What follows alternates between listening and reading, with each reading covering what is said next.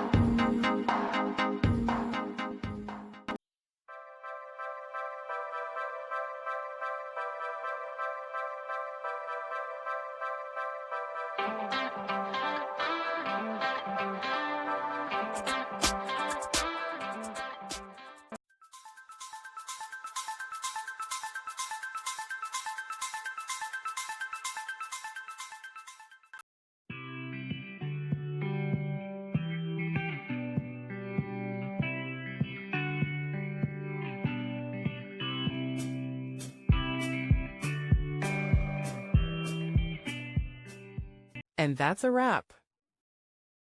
I hope you found the answer you were looking for. If you did, take a second to hit that subscribe button. It really helps out. And let me know in the comments which solution worked best for you. See you next time in the Debug Zone.